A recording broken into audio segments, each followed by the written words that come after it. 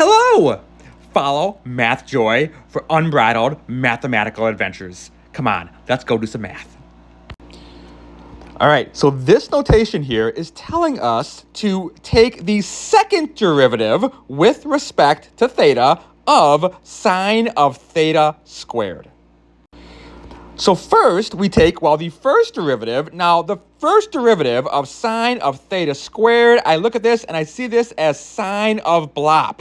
Now, the derivative of sine of blop is just cosine of whatever the blop is, but then by the chain rule, we have to take the derivative of the blop. So, the derivative of sine of theta squared is just going to be cosine of theta squared. Again, that's the derivative of sine of blop is cosine of whatever the blop is, so cosine of blop, but then times the derivative of the blop. Now, the blop here is theta squared. The derivative of theta squared is just going to be 2 theta. So times 2 theta, we can put that in front, so we can say that the first derivative is going to be 2 theta times cosine of theta squared. But we're asked here to find the second derivative, so therefore we now take the derivative. So d theta, this again is like a verb.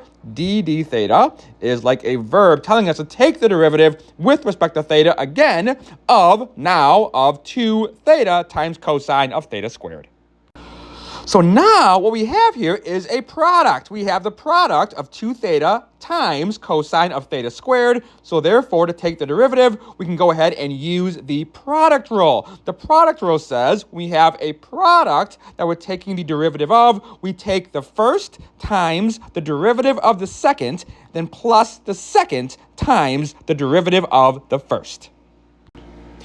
All right, so here we have the first, which is 2 theta, times the derivative of the second. So the second is cosine of theta squared. The derivative of that is, again, going to be using the chain rule. We see cosine of blop. The derivative of cosine of blop is actually going to be negative sine. Remember, the derivative of sine is cosine, but the derivative of cosine is negative sine. So the derivative of cosine of blop is negative sine of blop. So negative sine of theta squared, but then times the derivative of the blop, and the blop here is theta squared. The derivative of theta squared is 2 theta. So we have 2 theta times negative sine of theta squared, which is going to be negative 2 theta times sine of theta squared. Okay, so that's going to be the first times the derivative of the second, and then we have plus the second. Well, the second is cosine of theta squared times the derivative of the first. The first is 2 theta, so the derivative of 2 theta is just going to be 2. All right, just to go ahead and clean it up a little bit, we have, 2 theta times negative 2 theta times sine of theta squared. Well, we have 2 times negative 2, it's a negative 4, and then theta times theta, giving us negative 4 theta squared times sine of theta squared, and then plus, cosine theta squared times 2 is 2 times cosine of theta squared. If we wanted to, we could write this, if we wanted to have the negative not in front, we could, if we wanted to, just write the 2 cosine of theta squared first. We don't have to, but we could.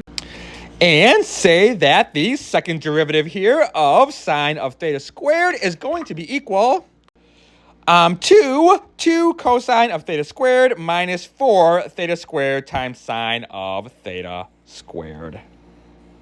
There we have it. All right, calculator, take care.